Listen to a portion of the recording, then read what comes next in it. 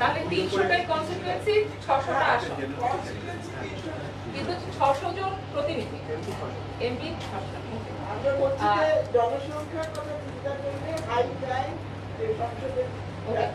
আমরা আপাতত বলে যাই। তো আমরা যেটা দেখতে পাচ্ছি যে 600 জন প্রতিনিধির মধ্যে 50 অন্তত 50% নারী নিশ্চিত করেছেন ওনারা। সরাসরি নির্বাচন কিন্তু কার্যপরিধির উপর নির্ভর করবে জনগণের কাছে দায়বদ্ধতা। কারণ যেহেতু এখানে আবার একটা প্রশ্ন থাকছে যে কনস্টিটিউয়েন্সি যেহেতু একটাই, অন্তর্ভুক্তিমূলক নতুন নেতৃত্বের ক্ষমতায়ন সম্ভব। হ্যাঁ, যোগ্যতা বা দলীয় আনুগত্য কোনটা গুরুত্ব পাচ্ছে, এখানে আমরা মনে করছি যে যোগ্যতা প্রাধান্য পাচ্ছে। ফায়দা প্রদানের হাতিয়ার কিংবা মনোনয়ন বাণিজ্যের সুযোগ এখানে নিয়ন্ত্রণ করা সম্ভব হবে। 2006 নির্বাচনের 2026, আমরা দুঃখিত 2026, একটু তাড়াহুড়ার জন্য একটু টাইপো রয়ে গেছে, আমাদেরকে ক্ষমা করবেন। 2026-এর নির্বাচনে বাস্তবায়ন যোগ্যতার প্রসঙ্গে আমরা দেখছি যে বর্তমান বাস্তবতায় সম্ভাবনা ক্ষীণ, তবে পর্যায়ক্রমিকভাবে বাস্তবায়ন সম্ভব এবং সেটাই আমাদের আশা বা আকাঙ্ক্ষার জায়গা থাকবে। সংবিধান সংস্কার কমিশনের প্রস্তাব অনুযায়ী 3 সাধারণ আসন নিয়ে একটি সংরক্ষিত আসন, যেটা অনেকটা স্থানীয় সরকার পরিষদের আসনের বিন্যাসের ভিত্তিতে মতো করে করা হয়েছে। সেক্ষেত্রে 400 জন প্রতিনিধির মধ্যে 100 জন মানে 25% নারী। এক্ষেত্রেও দ্বৈত প্রতিনিধিত্ব থাকছে, তার মানে একই কনস্টিটিউয়েন্সিতে আমরা আসলে পাচ্ছি নারীর কোনো আসলে কনস্টিটিউয়েন্সি নাই এখানেও। সরাসরি নির্বাচন, হ্যাঁ, কার্যপরিধির উপর নির্ভর করবে জনগণের কাছে দায়বদ্ধতা। এছাড়া অর্থবহ ক্ষমতায়ন করার প্রক্রিয়ার উপর নির্ভর করবে অন্তর্ভুক্তিমূলক হবে কিনা। নতুন নেতৃত্বের ক্ষমতায়ন সম্ভব হবে, যোগ্যতা এবং দলীয় আনুগত্যের মধ্যে যোগ্যতা প্রাধান্য পাবে। এটা এক্ষেত্রে বাণিজ্যের সম্ভাবনা, মনোনয়ন বাণিজ্যের সম্ভাবনা, ফায়দা প্রদানের সম্ভাবনা নিয়ন্ত্রণ করা সম্ভব হবে। তবে এটা এখনই বাস্তবায়ন করা যাবে যদি সরকার যদি চায়। নির্বাচন ব্যবস্থা সংস্কার কমিশনের প্রস্তাব অনুযায়ী 100 আসনে ঘূর্ণায়মান পদ্ধতিতে সরাসরি নির্বাচন। এক্ষেত্রে 400 জনের মধ্যে 100 জন অর্থাৎ 25% নারী। এক্ষেত্রে দ্বৈত প্রতিনিধিত্ব নির্মূল হচ্ছে, দ্বৈত প্রতিনিধিত্ব থাকছে না, কারণ প্রত্যেক নারীর একটা আসন বা কনস্টিটিউয়েন্সি যুক্ত হচ্ছে, যেটা আমাদের কাছে মনে হয় এটা খুবই জরুরি একটা জিনিস। এবং এটা বহু বছরের নারীর এমপাওয়ারমেন্টের লিটারেচার গবেষণা দেখলে বোঝা যায় যে কনস্টিটিউয়েন্সি না থাকা প্রতিনিধিত্ব এবং নেতৃত্ব তৈরি করার ক্ষেত্রে একটা বড় অবস্টাকল বা বাধা হিসেবে কাজ করে। এই পদ্ধতিতে দ্বৈত প্রতিনিধিত্ব থাকবে না, সরাসরি নির্বাচনের ব্যবস্থা করা হবে, জনগণের কাছে দায়বদ্ধতা আছে, এটা অন্তর্ভুক্তিমূলক, নতুন নেতৃত্বের ক্ষমতা সম্ভব, যোগ্যতা বা দলীয় আনুগত্যের মধ্যে যোগ্যতা গুরুত্ব পাবে, ফায়দা প্রদানের হাতিয়ার কিংবা মনোনয়ন বাণিজ্যের সুযোগ নেই। 2026 সালে নির্বাচনে বাস্তবায়ন যোগ্য কিনা সেই প্রশ্নের উত্তর আমি হয়তো বা একটু চাইবো যে নির্বাচন সংস্কার কমিশনের যারা আছেন এখানে ওনারা একটু আমাদেরকে জানাবেন। পর্যায়ক্রমে আমাদের প্রস্তাব হচ্ছে হয়তো বা পর্যায়ক্রমে 2 নির্বাচনী টার্মে এটা বাস্তবায়ন সম্ভব।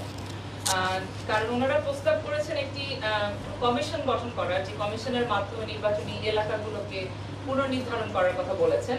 তো সেটা সম্ভব হলে আরো অনেক কিছুই সম্ভব। এখন সেটা ওনারা কত টাইম ফ্রেম বলছেন সেটা ওনাদের রিপোর্টে অত ক্লিয়ারলি আমি পাইনি, সেটা হয়তো ওনারা আমাদেরকে এখানে বলতে পারবেন। জাতীয় সংসদ নির্বাচনে দলের প্রাপ্ত আসনের হারে বিদ্যমান যে পদ্ধতি রয়েছে তাতে 400 জনের মধ্যে 100 জন, 300 জনের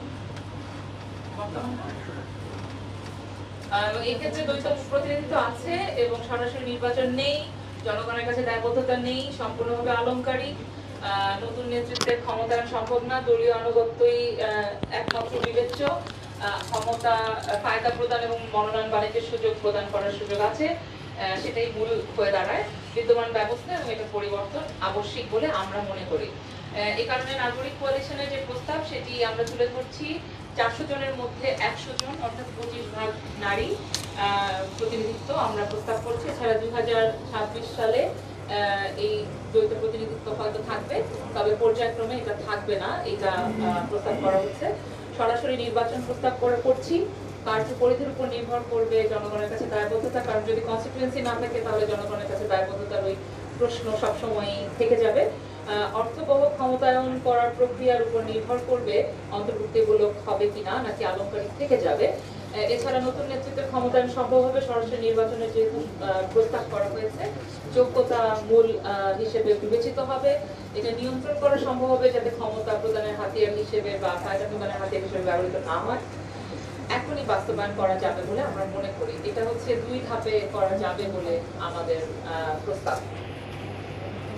এই প্রস্তাবের সাথে আমরা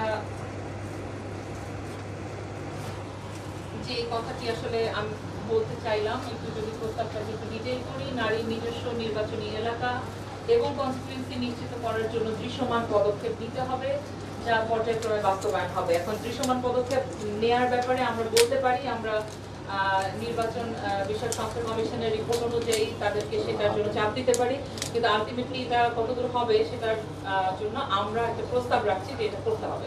এটা করলে আসলে কাজটা সহজতর হবে। আমরা সেটা 600 মানুষকে নির্বাচিত করি, 400 করি, যাই করি, আমাদের এই জায়গাটাতে এক্সিকিউশনের জায়গায় পৌঁছাতে হবে। এছাড়া বর্তমান বাস্তবতা বিবেচনায় 2026-এর জন্য অবশ্যই 3-1 পদ্ধতি, মানে 100 আসনে নারী সরাসরি নির্বাচন আমরা দাবি করি। এই 100 আসনের গঠন প্রক্রিয়া সংবিধান সংস্কার কমিশনের প্রস্তাব অনুযায়ী হতে পারে বলেছি। এটা নিয়ে আলোচনার সুযোগ আছে। যদি টেবিল থেকে আমরা এর চেয়ে বেটার অপশন পাই তাহলে অবশ্যই আমরা সেখান দিকে ধাবিত হতে চাইবো। একই সাথে আমরা মনে করি যে রাজনৈতিক দলগুলো সাধারণ আসনে প্রার্থী মনোনয়নের ক্ষেত্রে অন্তত 25% নারী প্রার্থীকে মনোনয়ন দেবে, যা পর্যায়ক্রমে বেড়ে 50%-এ উন্নীত হবে। এবং এই দাবিটি আরপিও সংশোধন করে এইটিকে এটা খুব সহজেই পরিবর্তন করা সম্ভব। এটাকে বাধ্যতামূলক করা খুব সহজ, এটার জন্য সংবিধান সংশোধন করার প্রয়োজন নেই। উচ্চকক্ষে একইভাবে প্রথমে 30% প্রতিনিধিত্ব এবং তার পর্যায়ক্রমে 50%-এ উন্নীত করতে হবে। এই পর্যন্ত আমাদের প্রস্তাব। আমরা খুব সংক্ষেপে প্রস্তাবটা উত্থাপন করেছি যাতে আপনাদের প্রশ্ন নিতে পারি। প্রশ্ন কি আমরা আশা করছি সেটা নিয়ে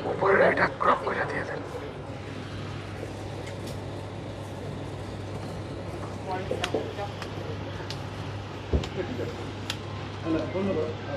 আমি জাস্ট হচ্ছে যে একটা জিনিস আমরা যেখানে 3 নম্বর পয়েন্ট আমরা বলতে চাচ্ছি যে আমরা স্পষ্ট করে যেটা বলেছি যে আমরা বর্তমান বাস্তবতা আমরা মনে করছি যে 100 আসনের পাশাপাশি রাজনৈতিক দলগুলো যখন তাদের সাধারণ আসনের প্রার্থী মনোনয়ন দেবেন তখন যেন অন্তত 25% মহিলা প্রার্থী হচ্ছে যে মনোনয়ন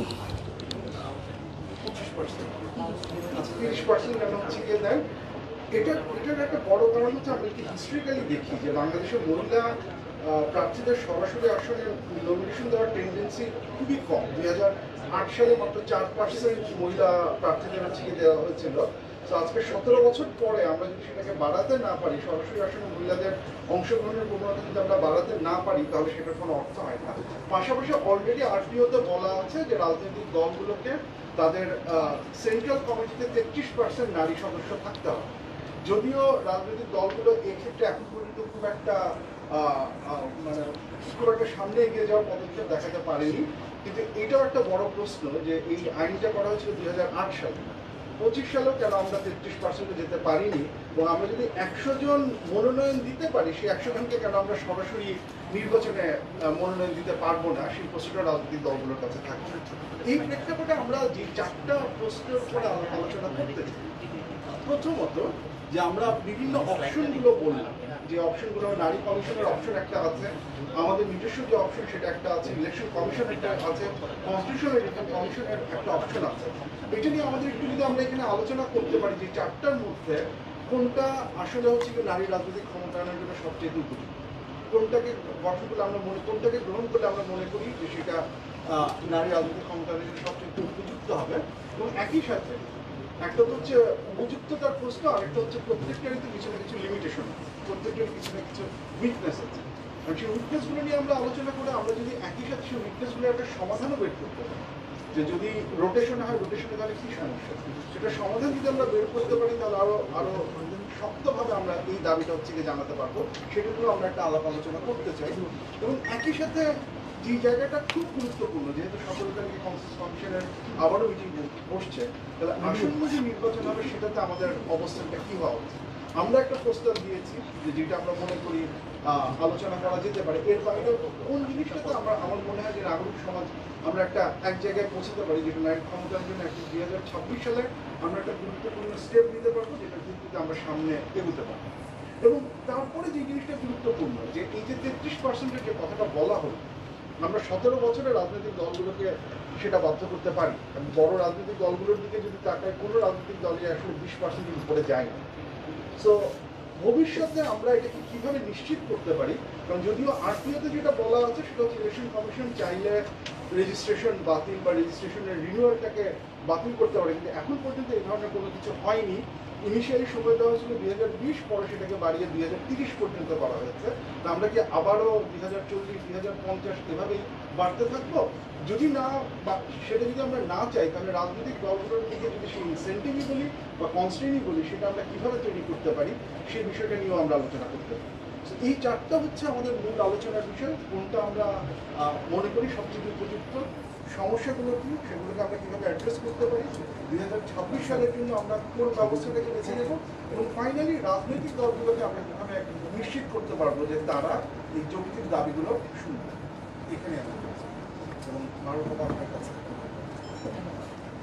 আরও তোমার আগে একটা রিকোয়েস্ট আসছে, একটা ফর্মাল ছবি তোলার জন্য দেখে আমরা এটা তুলে তারপরে আমরা একটু সবাই দিকে ওদিকে তাকান।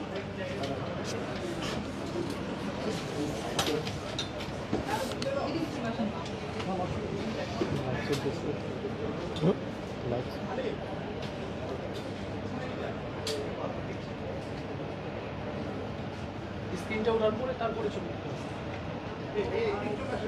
ভাই আপনারা একটু ওর পাশে চলে যান, একটু তাড়াতাড়ি করে।